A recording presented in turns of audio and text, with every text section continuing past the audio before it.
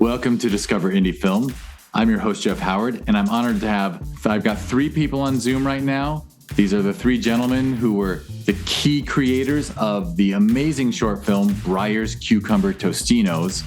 And, all right, what do I have to tell you? Well, first, do y'all want to say hi and say your names? Hi, Jeff. Hey, Chris. That is Chris Hall, the director and producer. Hi, everyone. I'm Nick. Hi, everyone. I'm Patrick. Tamisiea. Patrick. Nick and Patrick wrote the film. Patrick is the lead actor. All right, so Bryers Cucumber Tostinos won 4 awards at the Sherman Oaks Film Festival in 2020, including Best Short Film Comedy, Outstanding Cast Comedy, Outstanding Acting by an Individual in a Comedy, and Outstanding Cinematography. So, for Rachel Dusa. So, award-winning film, brilliant film. I'm very proud to mention right here at the top of the podcast that is going to be part of the Discover Indie Film TV series. It's actually in Season 6, Episode 1, which should be launching in mid-September, around the same time this podcast comes out. Heck, that might actually work out perfectly. So, if you want to see a brilliantly funny short film that is actually in a half-hour episode that has 2 shorts before it, and then Bryers Cucumber Tostinos hits clean up there, just go to Amazon Prime Video, type in Discover Indie Film. Somewhere along the way, it'll autocomplete for you and pop up, and check out Season 6 and just buy it for $7.99, because indie films made by people with the passion to make films with their own druthers deserve your attention. And watch the film. But this podcast ain't about anything like that. This podcast is actually, if you want to hear all about the film Bryers Cucumber Tostinos, listen to the podcast before this one. This one, I'm going to have Patrick, Chris, and Nick answer the Discover Indie Film 4 questions, which are favorite films of all time. There's sort of a soft limit of 3, but if you got to break it, you break it. And then a film that is underrated, a film that is overrated, and a lesser-known film that people should seek out. It's really just a fun excuse to talk about movies, because, this is a podcast based around going really deep on indie films, and then it's fun to see what your taste is just with film in general. So, which gentleman wants to go first and name some favorite films? You guys go first. No, you go, Chris. I'm thinking. Oh, okay. All right. Well, I wrote on a Post-it before we sat down, so I have my answers ready. But since this is about indie film, I'm trying to be kind of indie. I don't know some of these are kind of old, so indie is kind of a newer term. But I do love old movies and Billy Wilder, and I've seen Some Like It Hot probably 100 times. So Some Like It Hot is just a movie that, when I'm feeling like I'm in a pretty shitty mood, I will put on Some Like It Hot and I will be instantly feeling like I'm in a better mood. It is just always funny and is still a great concept, like 80 years later or whatever. Number 2 favorite film is Caddyshack. I put that on there. Nick and I once worked on a Caddyshack kind of wannabe Caddyshack kind of TV show concept. And, Caddyshack is a classic, man. So I think it just has a similar-ish kind of sensibility to Bryers, I think, in many ways, where it's kind of the new guard of weirdos versus the old guard of, corporate suits and rich dudes or whatever. And then number 3 is The Jerk, because in honor of Steve Martin, who's apparently retiring from acting, and my kid and I have been watching Only Murders in the Building, and Steve Martin is just, talk about indie film. I mean, that is just a great, great movie. Most underrated movie, I can't remember who, somebody dropped Kids in the Hall earlier on our earlier episode we were talking here. So I put Brain Candy down.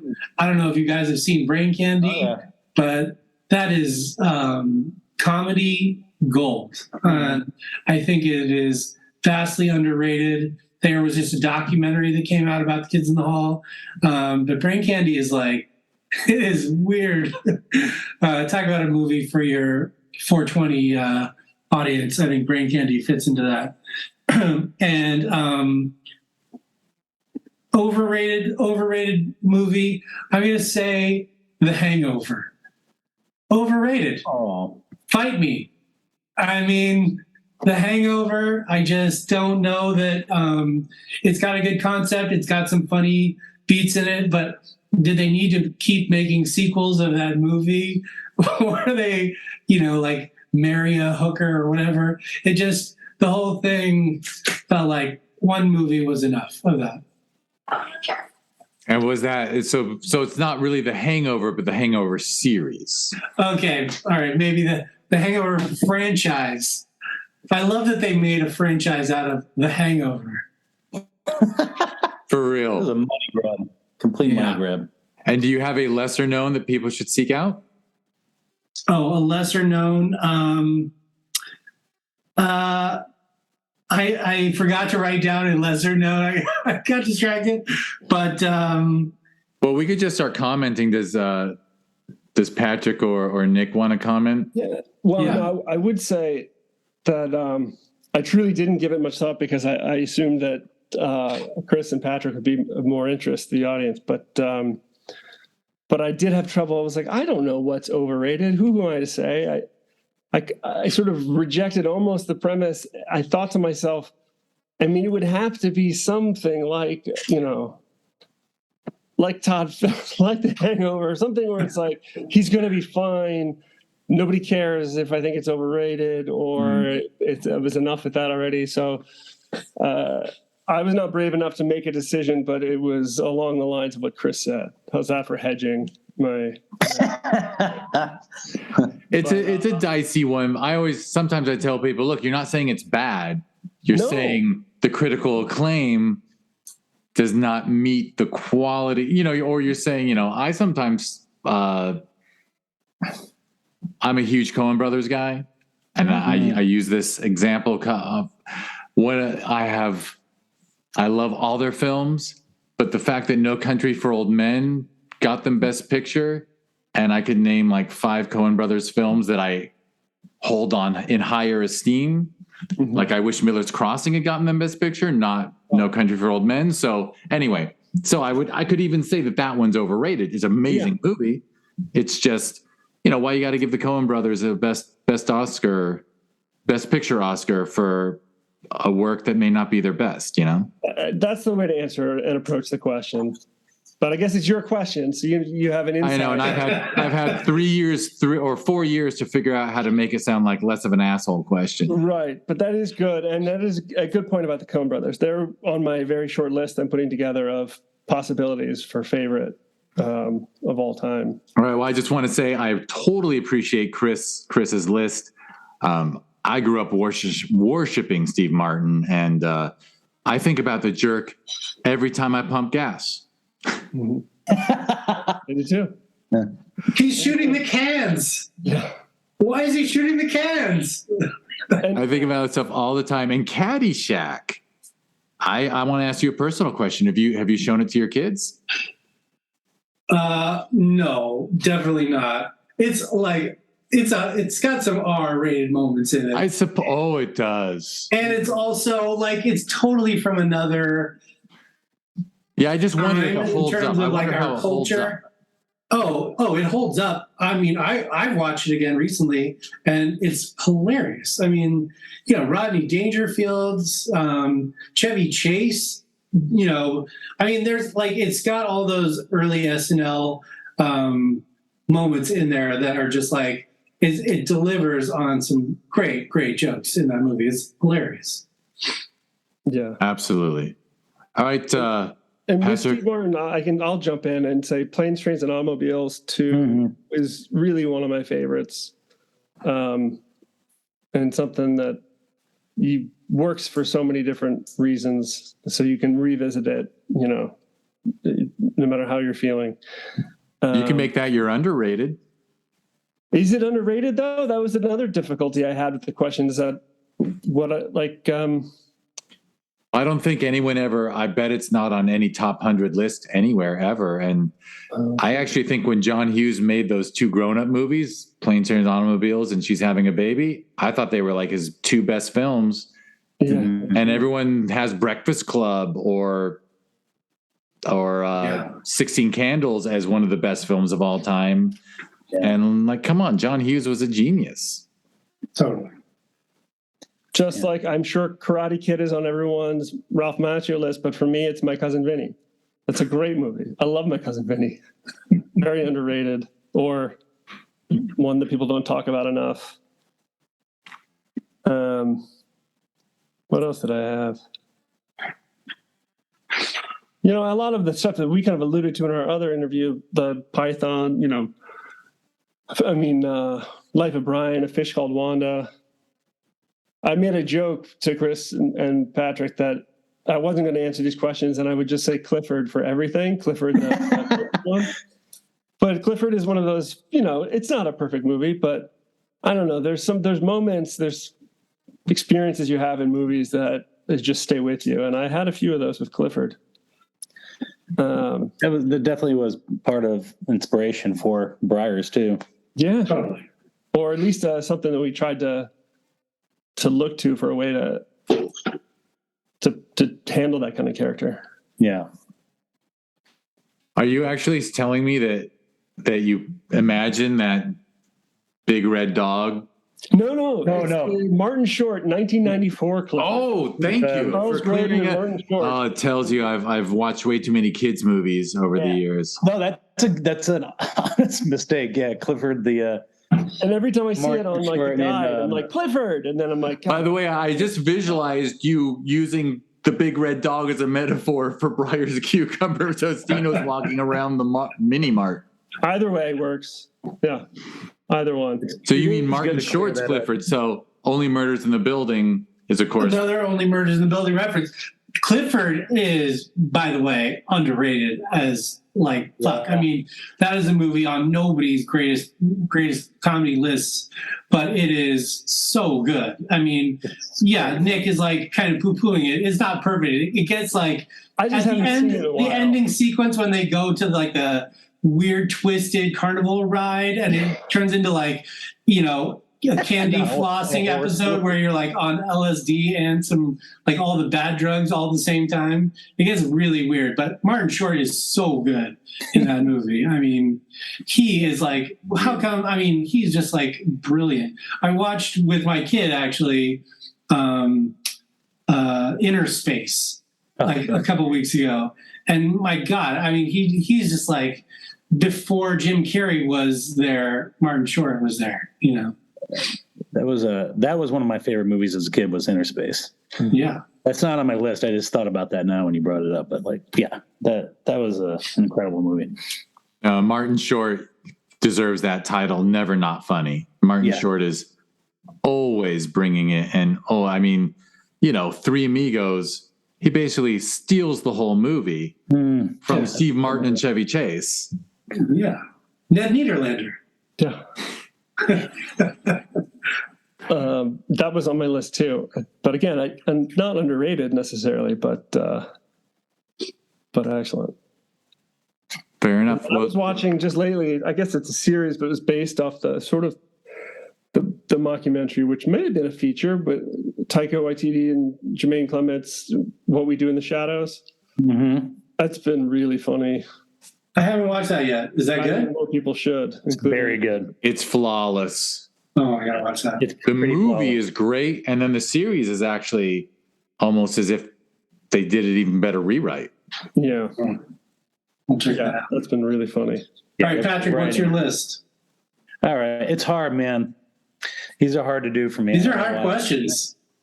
You got to do what I did and answer without actually answering. Yeah. Yeah, that's kind of what I might be doing. Well, okay, so no, I mean, just because Star Wars was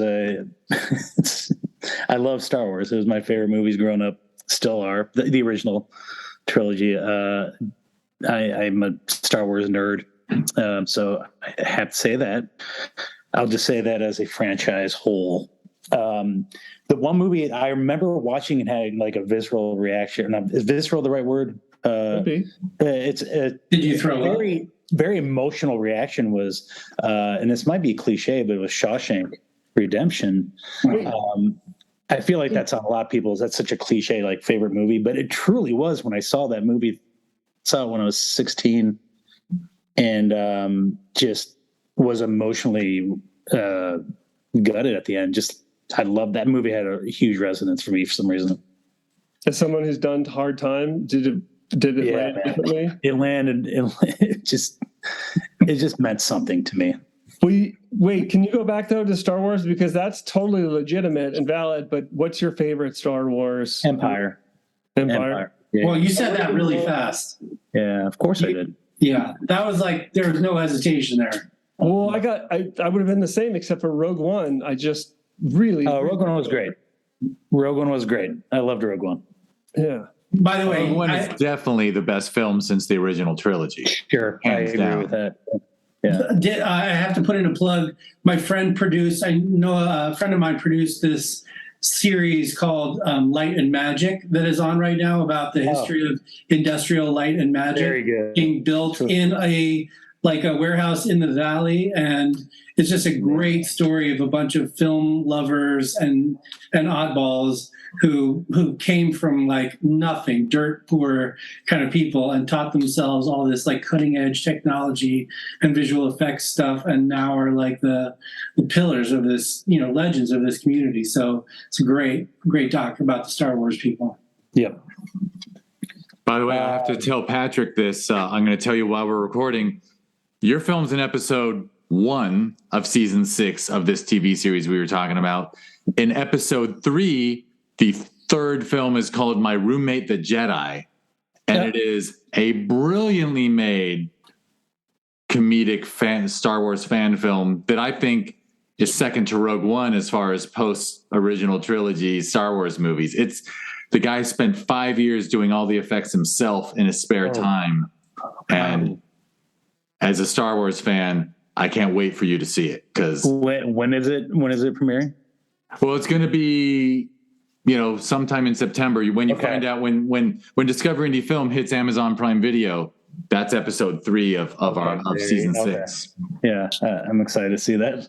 Absolutely. It's pretty cool. Yeah, a dude who lives in the valley finds out his roommate's a Jedi when the Empire hits LA. I'm excited to see this. Yeah. Very nice.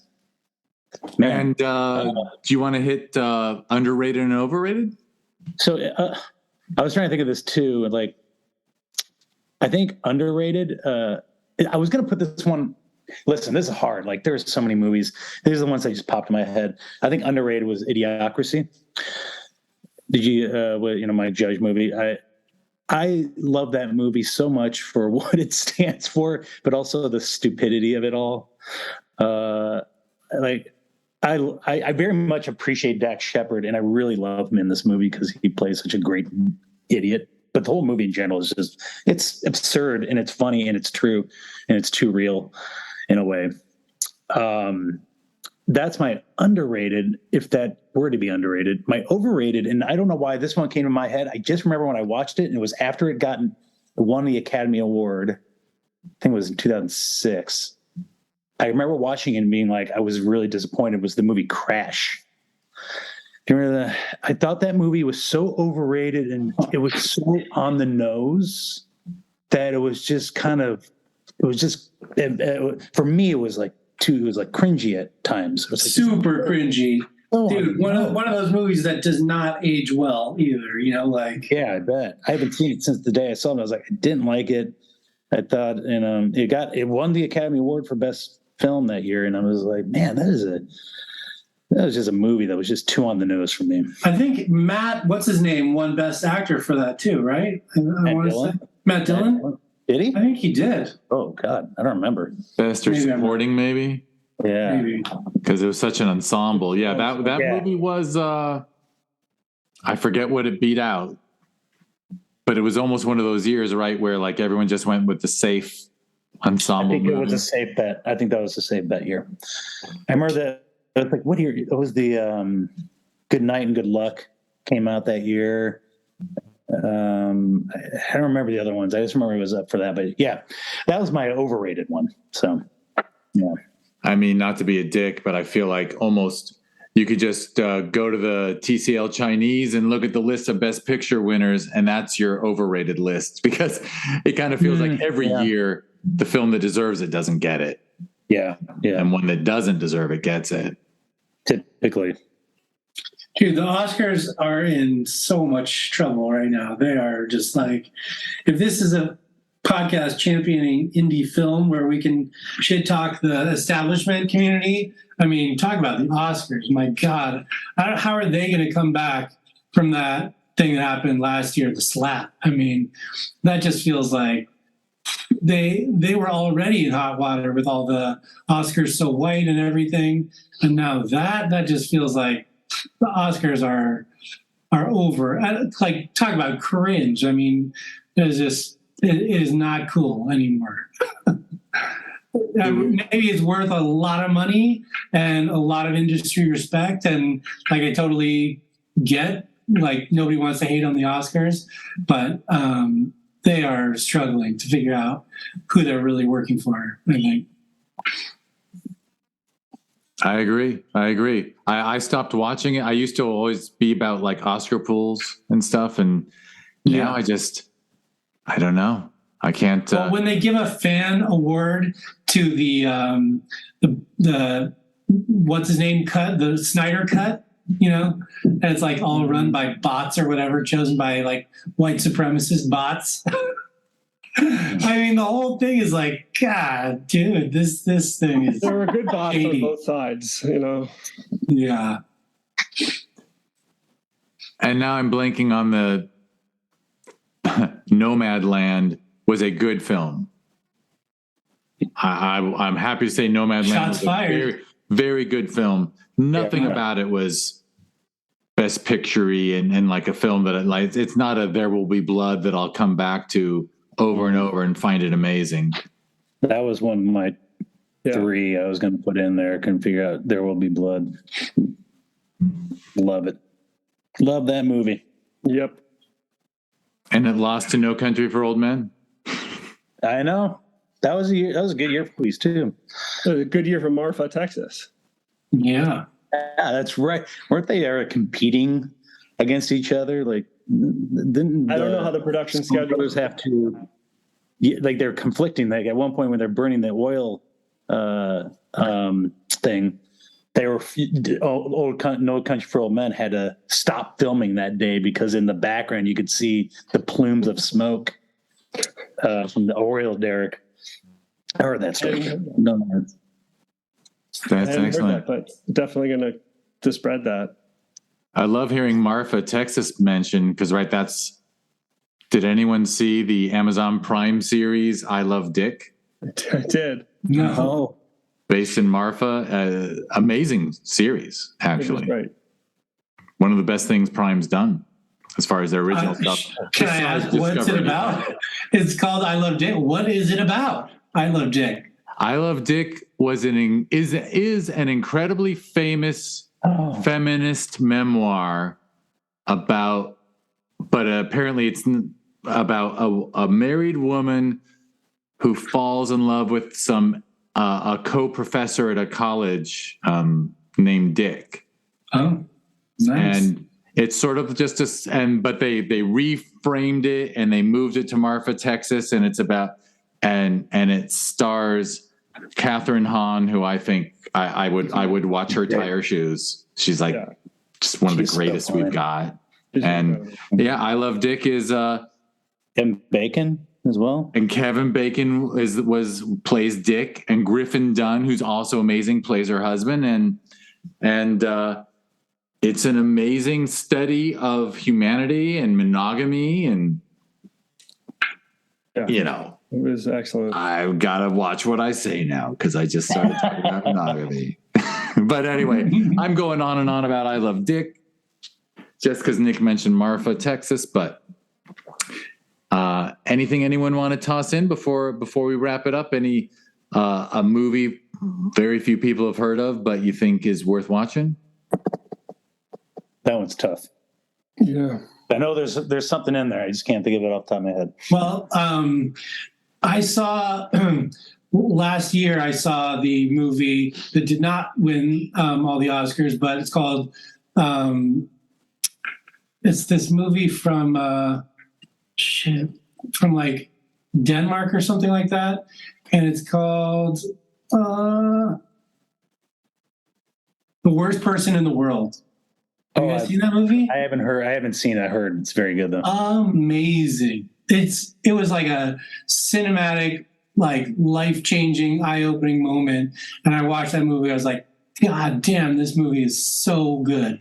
The actress who plays who's like as far as what I thought I read is like she's not really a trained actress. She's like basically just a real person who came and agreed to play the role. And she's incredible. And it was written by this guy who's I think one of the Denmark 52 rules of filmmaking guys or whatever. The Dogma guy? Is it a Dogma movie? It's not they're not making Dogma movies anymore, but he comes out of that tradition or whatever, and it's a fantastic. I mean, it's like one of my top 5 movies of the last 10 years, maybe. It's so good, amazing. Excellent. That's an excellent note to end on because I really want to watch it. Don't miss Unless you want to go back to Clifford, and we can end on Clifford. The Worst Person in the World. All right, guys. If only Martin Short we did had 2 been in that podcasts. film. This was awesome. Thank you, Jeff. Thanks for having us. Thank you all 3. Thank you for submitting Bryers to Sherman Oaks a couple years ago and staying in touch and doing this and having Bryers be part of Discover Indie Film. Very proud to have your film in there. Thank you all 3 for making it and sharing. Thanks for doing this, and thanks for doing that show. It's a great thing, and I can't wait to check it out. Yeah, thank you, Jeff. Yeah, and for everyone listening, thank you so much. There will be some links and stuff in the show notes, so you can check out the social media and whatnot of the gentleman that you just listened to talk about movies. And I will finish with my brief rant about Discover Indie Film and such. First, be kind and like and subscribe to the podcast. And if you want to be extra kind, definitely go to Amazon Prime Video, type in Discover Indie Film, buy season 6 for $8. And in episode 1, you're going to see Bryers Cucumber Tostinos.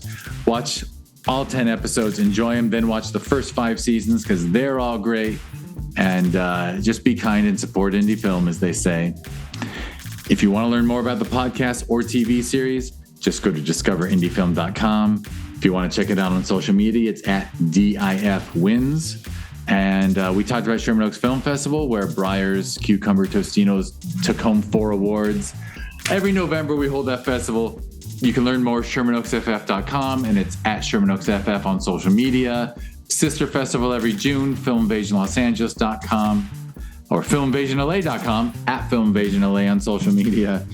I will just have fun and Google THC Cinema and see what you get, people. All right. Thank you all 3 again. Thanks, Jeff. Thanks. And Something about a trophy?